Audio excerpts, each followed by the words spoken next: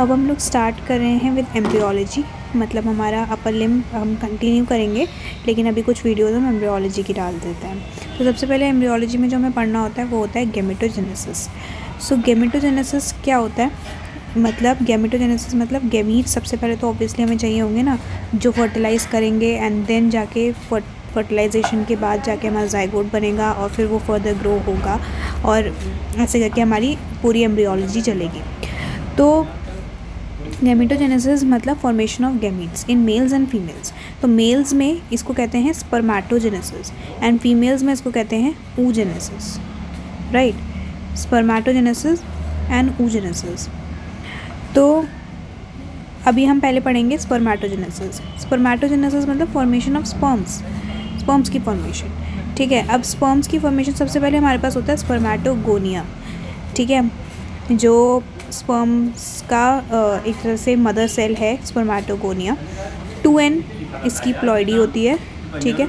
अब ये 2n से लेकर जब ये माइटोसिस करता है, सिंपली माइटोसिस करेगा और प्राइमरी स्पर्मेटोसाइट बनाएगा। तो जब माइटोसिस कर रहा है तो number of the ploidy will not change, number of chromosomes will not change, right. So ये 2n के 2n ही रहेंगे। इसको कहते हैं स्पर्मेटोसाइटोसिस, इसे कहते हैं स्पर्मेटोसाइटोसिस। फिर उसके बाद सेकेंडरी स्पर्मेटोसाइट मियोसिस 1 करेगा। अब जब मियोसिस कर रहा है, meiosis is a reduction division, ये एक रिडक्शन डिवीजन होती है। तो रिडक्शन डिवीजन का मतलब जब मियोसिस 1 हो जाएगी, और मियोसिस 1 ही मेनली रिडक्शन होती है, 2 वाली इक्वेशनली होती है। तो 1 जब रिडक्शनल हो जाएगी तो सेकेंडरी स्पर्मेटोसाइट्स बनेंगे ना। सेकेंडरी स्पर्मेटोसाइट्स की प्लॉइडी है n, क्योंकि ये आधे हो गए है ना, रिडक्शन डिवीजन है, ऐसे 2 सेल्स बन जाएंगे। देन मियोसिस 2 होगी। Meiosis 2 is again equational division. अब ये भी इक्वेशनल डिवीजन है, तो इससे फर्दर 1 से यहाँ 2 बन जाएगा और ये वाले 1 से यहाँ 2, मतलब कि टोटल 4 बन जाएंगे और ये इनकी प्लॉइडी n ही रहेगी, चेंज नहीं होगी, ठीक है। तो ये मियोसिस 1 मियोसिस 2 हुई। अब होगी कि स्पर्मेटिड्स तो हमारे पास बन गए, दीज आर स्पर्मेटिड्स, ये स्पर्मेटिड्स हैं। अब स्पर्मेटिड्स को बनना है स्पर्म्स, ठीक है। इनको मतलब क्या डिफरेंस होता है स्पर्मेटिड्स और स्पर्म्स में, वो हम अभी देखेंगे, ठीक है। तो स्पर्म्स बोल लो या स्पर्मेटोजुआ बोल लो, जिसकी प्लॉइडी n ही है, बस जस्ट इसकी मॉर्फोलॉजिकल चेंजेस होने हैं इसमें, ठीक है। तो इसकी मेटामॉर्फोसिस टाइप की होनी है टू फॉर्म स्पर्मेटोजुआ और स्पर्म्स। इसे कहते हैं स्पर्मियोजेनेसिस, इसे कहते हैं स्पर्मियोजेनेसिस, ये स्पर्मियोजेनेसिस, ठीक है।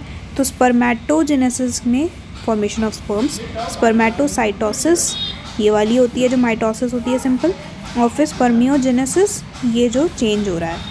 फिर ये स्पर्मेटोजुआ जो बन जाते हैं ये रिलीज़ हो जाते हैं इनटू द सेमाइनिफेरस ट्यूब्यूल्स, ठीक है।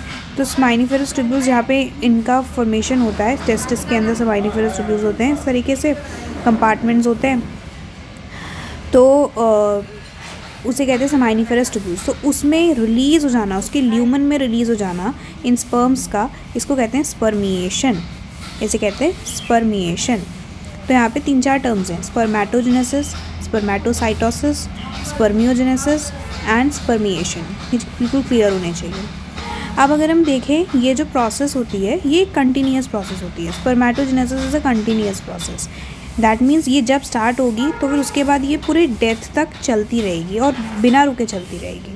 सो ये आफ्टर बर्थ स्टार्ट होती है सबसे पहली बात तो, ठीक है। आफ्टर बर्थ स्टार्ट होती है प्यूबर्टी, और प्यूबर्टी से डेथ तक चलती रहती है, डेथ ऑफ एन इंडिविजुअल, ठीक है। अब ये अकर करती है सेमाइनिफेरस ट्यूब्यूल्स में inside the testis in male, है ना। तो टेस्टिस उसके जो गोनाड्स में जो टेस्टिस हैं मेल्स में, उसके अंदर जो सेमाइनिफेरस ट्यूब्यूल्स हैं उसके अंदर होगी, और जो हार्मोन इसके लिए रिस्पॉन्सिबल है वो है टेस्टोस्टेरोन, ठीक है। तो अब हम देखेंगे what is the process of spermiogenesis, right, कि मतलब जिसमें हमारे जो स्पर्मेटिड्स थे वो हमारे स्पर्मेटोजुआ में कन्वर्ट हो रहे हैं या स्पर्म्स में कन्वर्ट हो रहे हैं, जिसे स्पर्मियोजेनेसिस कह रहे हैं।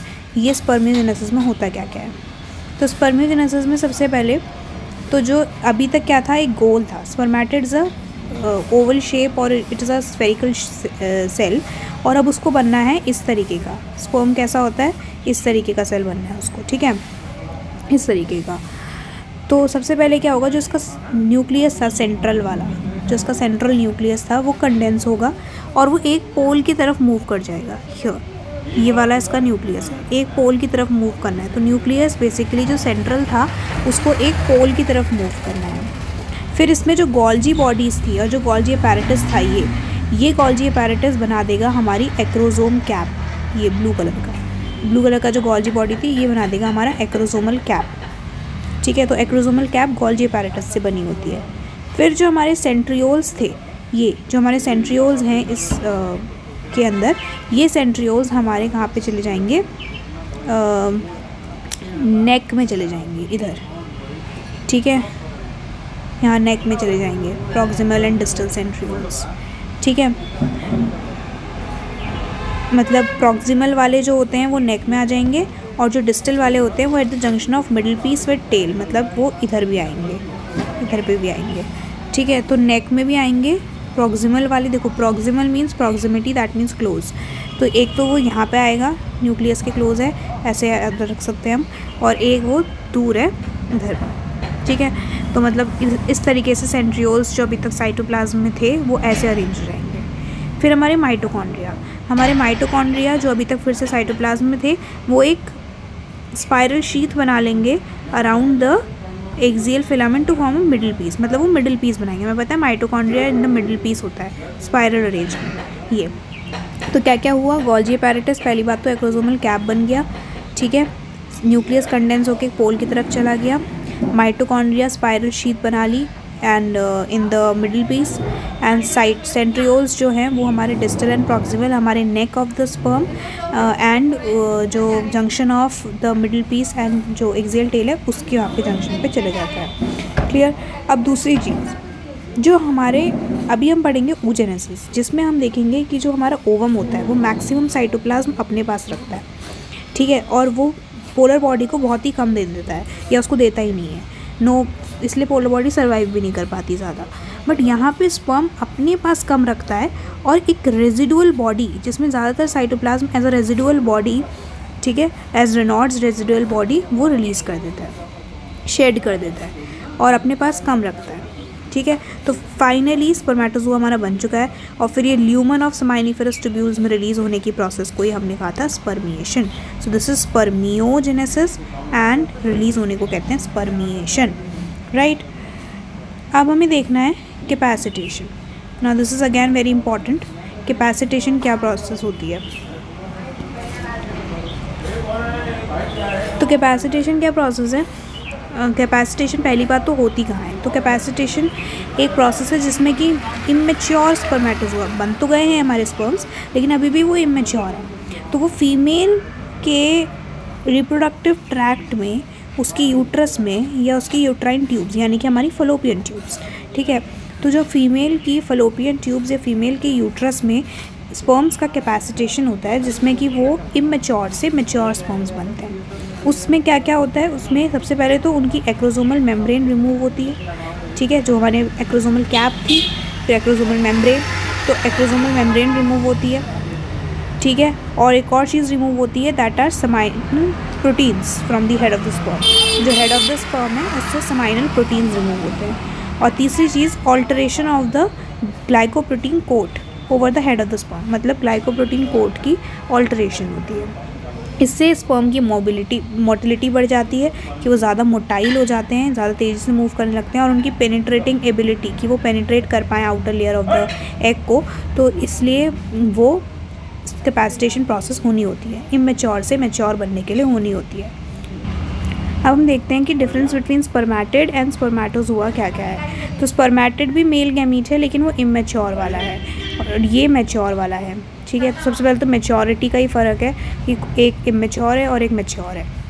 फिर एक सेंट्रल होता है, बिग होता है, एक कंडेंस्ड होता है और लाइज इन हेड पोर्शन, ठीक है। मतलब उसका जो न्यूक्लियस है, बेसिकली न्यूक्लियस किधर है, न्यूक्लियस यहाँ पे सेंट्रल होता है और बड़ा सा होता है, और इसका न्यूक्लियस जो है वो हेड में लाई करता है और कंडेंस्ड हो जाता है।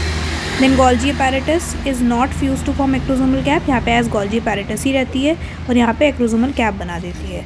यहाँ माइटोकॉन्ड्रिया साइटोप्लाज्म में डिस्पर्स रहता है पड़ा रहता है। यहाँ पे माइटोकॉन्ड्रिया जो है वो अरेंज रहता है spiral sheath in the middle piece, ठीक है।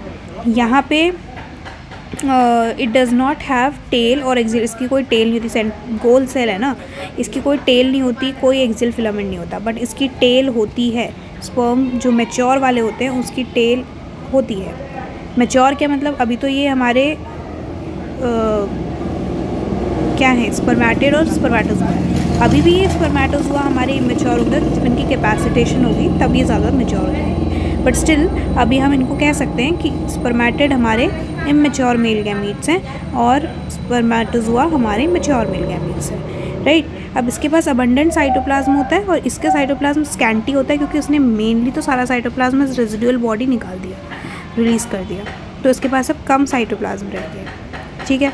तो यही फ़र्क है, मैच्योरिटी का फ़र्क है, न्यूक्लियस किधर है, गोल्गी अपैरेटस क्या कर रहा है, ठीक है, माइटोकॉन्ड्रिया का क्या है, सेंट्रियोल्स का क्या है, देन हमारा साइटोप्लाज्म कैसा है, टेल है कि नहीं है।